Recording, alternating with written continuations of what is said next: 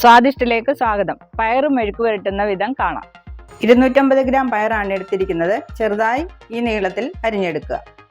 Pan വെച്ച് ചൂടായതിനു ശേഷം 3 ടേബിൾ സ്പൂൺ വെളിച്ചെണ്ണ ഒഴിച്ചു കൊടുക്കുക.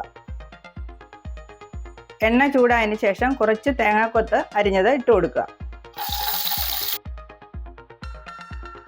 3 പച്ചമുളക് നീളത്തിൽ അരിഞ്ഞത്, 4 അല്ലി വെളുത്തുള്ളി അരിഞ്ഞത്, 1 സവാള നീളത്തിൽ കനം കുറച്ച് അരിഞ്ഞത്, കുറച്ച് കറിവേപ്പിലയോടെ ചേർത്ത് നന്നായി വഴറ്റുക.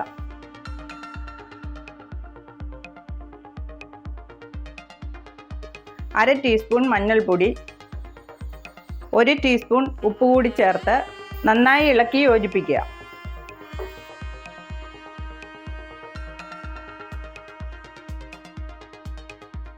അതിനുശേഷം അരിഞ്ഞു വെച്ച പയർ ചേർത്ത് കൊടുക്കുക. നന്നായി ഇളക്കി യോജിപ്പിക്കുക.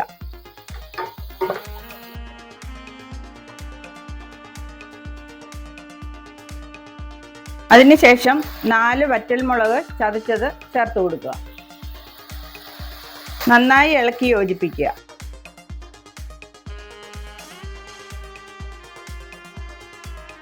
ഒരു ടീസ്പൂൺ പെരിഞ്ജീരകവും കൂടി ചേർത്ത് നന്നായി എല്ലാം കൂടി ഒന്ന് ഇളക്കി യോജിപ്പിക്കുക.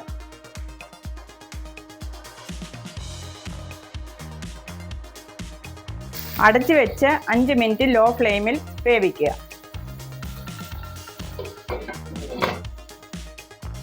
5 മിനിറ്റിന് ശേഷം തുറന്ന് നന്നായി ഒന്ന് ഇളക്കി കൊടുക്കുക.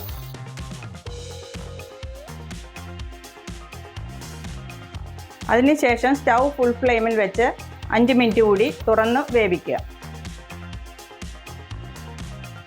കരിഞ്ഞ അടി പിടിക്കാതിരിക്കാനായിട്ട് ഇടയ്ക്കിടയ്ക്ക് നന്നായി ഇളക്കി കൊടുക്കുക.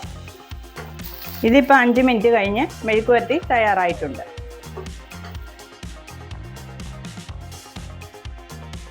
വീഡിയോ ഇഷ്ടപ്പെട്ടാൽ ലൈക്ക് ചെയ്യുക, ഷെയർ ചെയ്യുക, അഭിപ്രായങ്ങൾ കമൻറ്റിലൂടെ അറിയിക്കുക.